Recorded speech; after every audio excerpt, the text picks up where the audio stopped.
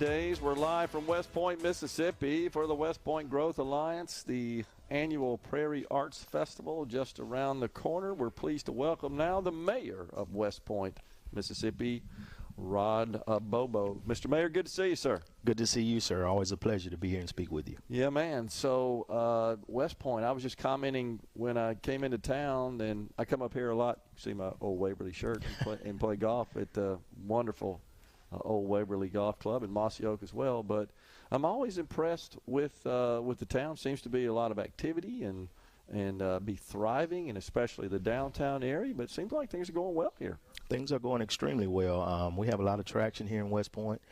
Industry is coming back, as you well see. Retail is coming back. Highway 45 is thriving, as well as our downtown area. And we're just super excited about what's happening in West Point. And then you got the big festival coming up next week, and this place will be full of people. Absolutely. Prairie Arts Festival is always a good time. There'll be a slew of people in town that normally wouldn't come here, and we're excited about that. Yeah. But we're looking forward to it, all the vendors and good food especially. School back in session, and that I suspect is somewhat of a boost to the local economy as well. It absolutely is. Of course, I watch our sales tax numbers like a hawk, and we're consistently trending in the right direction. So we're excited about that as well. Yeah, good stuff. So from just an overall economic and financial health perspective, the city's looking good there? Absolutely. The city's on sound financial footing. We ended a budget year. Of course, our budget year runs from June 30th to July 1st, and so we just ended 23-24 fiscal year. And we were solid, operated in the black with a, somewhat of a surplus, and that's always a good thing. So, Mr. Mayor, like most cities, of course, a major expense is infrastructure. And it's just roads, bridges, everything associated with the movement of traffic. How you doing there? Water infrastructure as well, of course. Any particular needs, projects that are on the boards that are going to need some funding there? Sure. So we have several infrastructure projects, ongoing as we speak. We just did a massive street paving campaign where we touched, I think it was 41 streets, approximately 10 miles of paving, spent upwards of $5 million, trying to make our streets better for people to drive on. We also have some sewer expansion projects going on. We're increasing our capacity out by PICO to make that area a little more marketable, and relieve some much needed stress on that system out there. So we have several infrastructure pieces working. Now, did you receive and have you spent your American Rescue Plan money that was designated for that purpose to a great extent? We've spent a portion of it. We still have some left.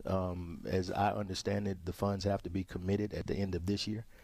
We have, it's not a shortage of projects to commit those funds. We tried to take a little bit of a smarter approach with our funds, so we've been spending them in a different way. We leveraged up into some bigger pots of money and was able to do, greater good for the community with the money that we had. Yeah. We're in between legislative sessions right now, but is there anything in particular that you were watching at the Capitol in the 2024 session and that you'll be tracking in the 25 session? No pet peeves for me. Of course, our game plan is always pretty consistent. We're always looking for street paving money.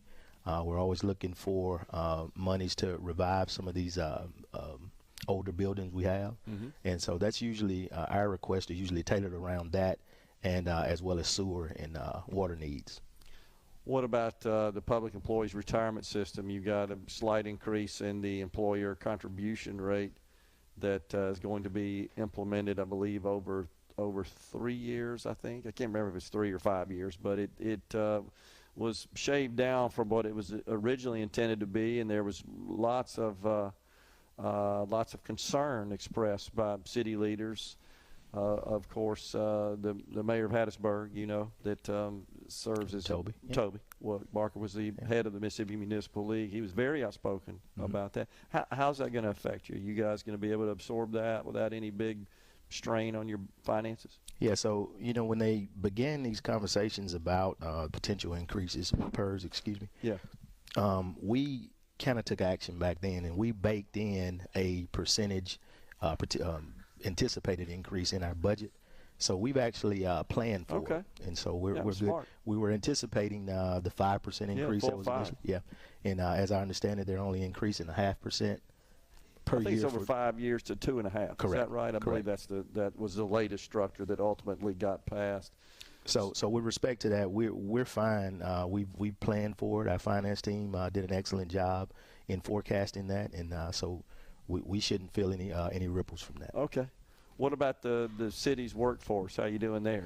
You're all staffed up? Are you looking for workers? Well, of course, we're always looking for good, quality employees. Everybody is. Absolutely, absolutely. But I would say that things are going fine as far as employees are concerned. Of course, you have turnover. Just some people get burned out and want to do something different. Well, they retire. That's okay. They trip. Absolutely, absolutely. But yeah, we're always recruiting for new talent. Okay.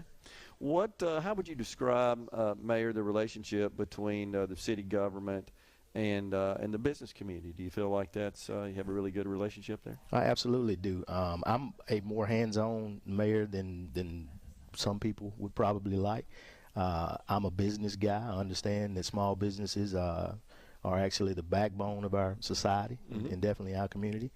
So when I get wind of somebody being interested in coming to West Point, I'm usually on their line, and I want to talk to them directly. I want to make sure that the city of West Point and our policies are not standing in the way of them doing business here. Yeah. So you take an active role in helping to recruit business. Absolutely. Absolutely. And business expansion. Absolutely. And a lot of that going on here in the Golden Triangle area. As you well know, there's been some significant wins secured for the area. Yes, sir. Yes, sir. And we've got more to come. We're in conversations with several entities, a lot of which people will be proud if we can make those deals happen. So we're constantly recruiting. Everywhere I go, I'm an ambassador for West Point, and I'm selling West Point no matter what room I'm in. Yeah, as well you should. Absolutely. Yeah. So did you attend this year's MML conference on the coast? I did. In fact, I'm slated to go to the small town conference that'll be held in, I think, Vicksburg on October 7th, 8th, somewhere in there. Any particular takeaways there that kind of got your attention? Well, takeaways, the information that you get there is always good stuff. Yeah. I like the legislative updates, kind of keep you abreast of what's going through committee and what may make it out and, what to expect as far as that's concerned. But, I just enjoy being in the company of other mayors and other local leaders and, sharing ideas and hearing about their struggles. You don't feel like you're the Lone Ranger when you talk to other officials and see that they're going through, pretty much the same stuff that you are. You learn things that they do that have worked for them that might make sense in your community as well. Absolutely. You get a lot of best practices and pretty cool takeaways when you visit with other folks. I know they have a full slate of speakers, some of whom are presenting to similar conferences throughout the country, and they're kind of bringing a lot of those ideas as well. Absolutely. It can be a valuable experience. That is correct. Yeah. So what about anything in particular that you'd like to see the legislature do coming up in the 25 session? Something in particular, tax reform is going to be, I think, a front and center issue. A lot of talk about curbing the sales tax on groceries, perhaps reducing that or even eliminating it. You have any thoughts about that? I have definite thoughts about that. I think that would be the right move to make. We definitely need some relief. Folks are hurting right now. We're facing a lot of inflationary pressures, as you well know. Some people still trying to rebound from the effects of COVID. And so I think that would definitely be a smart play to give us some relief on the grocery tax. I think that's going to get some attention. You have any thoughts about the income tax? We just had legislation that is going to reduce the 5% bracket down to 4%, eliminate the other 4% bracket that's being phased in now.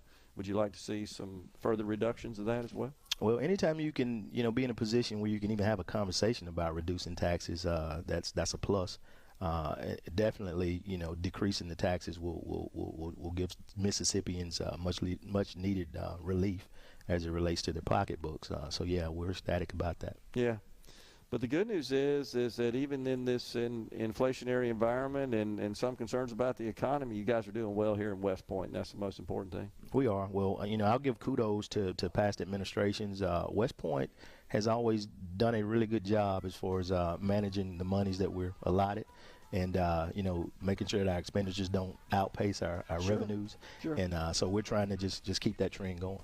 Mr. Mayor, it's always good to talk to you, sir. Thanks for joining us today. Absolutely. Thanks for having me. We've been speaking to Rod Bobo, the mayor of West Point, Mississippi. Folks, we're coming right back with half an hour on middays. We're in West Point, Mississippi for the West Point Growth Alliance.